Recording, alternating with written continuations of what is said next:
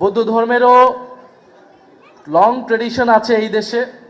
গৌতম বুদ্ধ যে অহিংসা, শান্তি, মানবতার বাণী প্রচার করেছিলেন সেটা আজকের বিশ্বে, আজকের বাংলাদেশে খুবই প্রাসঙ্গিক। বাংলাদেশকে আমরা জানি একটি সাম্প্রদায়িক সম্প্রীতির দেশ। এখানে বহু ধর্ম, বহু সংস্কৃতি, বহু ভাষা। আমাদের এই বাংলাদেশে বহু সম্প্রদায় বসবাস করে এবং আমরা যদি এদেশের ইতিহাসও দেখি, বহু সভ্যতার সংমিশ্রণ, বহু সম্প্রদায়, ধর্ম একে অন্যের সাথে নানান সম্প্রীতি সংমিশ্রণের মধ্য দিয়ে বাংলাদেশের ইতিহাস এগিয়েছে।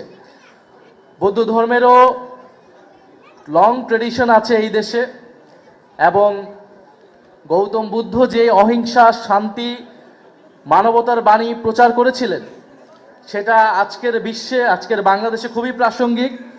আন্তর্জাতিকভাবে যুদ্ধ পরিস্থিতি চলছে, হানাহানি, ঘৃণা, সাম্প্রদায়িকতা, এই সব কিছুর ঊর্ধ্বে গিয়ে মহামতি বুদ্ধের বাণী, তার যে অহিংসা এবং শান্তির বাণী, সেটা সারা বিশ্বের নেতৃত্ব ফলো করবে, প্রচার করবে, প্রচারিত হবে, সেটা আমরা আশা করছি। এবং বাংলাদেশেও আমাদের এই মুহূর্তেও খুবই বেশি প্রয়োজন যে সাম্প্রদায়িক সম্প্রীতি, যে আমরা যেই ধর্ম মতেরই হই না কেন আমরা একসাথে এই দেশটাকে গড়ব, বৈষম্যহীন বাংলাদেশ গড়ব। এটাই তরুণ প্রজন্মের প্রত্যাশা, বাংলাদেশের সকল নাগরিকের প্রত্যাশা।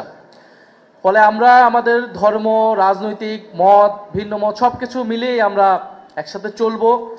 এবং বৌদ্ধ ধর্মের আমরা জানি বাংলাদেশে আমাদের এই বাংলা অঞ্চলে বহু বিহার ছিল। বৌদ্ধ ধর্ম সবসময় শিক্ষা, সংস্কৃতির পৃষ্ঠপোষকতা করেছে। আমাদের সেই ইতিহাস এবং ঐতিহ্যকেও আমাদেরকে ধারণ করতে হবে, আমাদের জাতীয় ঐতিহ্যের অংশ আমরা মনে করি। এবং এই যে আন্তর্জাতিক বৌদ্ধবিহার, এই ঢাকা 11 আসনে অবস্থিত, এই ধর্মীয় ধর্মকেন্দ্র, প্রার্থনা কেন্দ্র হিসেবে এটি অত্যন্ত গুরুত্বপূর্ণ। আমাদের সামাজিক সংহতি, ঐক্যের একটা কেন্দ্রবিন্দু হতে পারে এই ধরনের ধর্মীয় প্রতিষ্ঠানগুলোকে।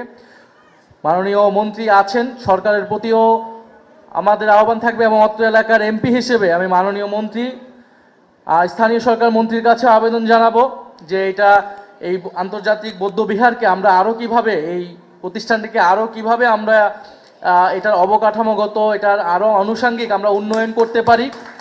এখানে কোনো দল মতের কিছুই নয়, এটা বৌদ্ধ ধর্মের মানুষের জন্য, এই অত্র এলাকার মানুষের জন্য, এবং বলতে গেলে সারা ঢাকা শহরেরই অন্যতম একটা কেন্দ্রবিন্দু কিন্তু এই আন্তর্জাতিক বৌদ্ধ বিহার। এবং আমার জায়গা থেকেও যেহেতু 5 বছরের সুযোগ পেয়েছি, এমন কিছু একটা করে যাওয়ার চেষ্টা করব, অবকাঠামোগত হোক। আমি শুনেছি, এর আগেও বসেছি আপনাদের সাথে, এখানকার নেতৃত্বদের সাথে, এখানে শিক্ষা প্রতিষ্ঠান করার, আপনাদের যে ঐতিহ্যগত শিক্ষা ব্যবস্থা আছে সেটাকে চালু করার আপনাদের পরিকল্পনা রয়েছে।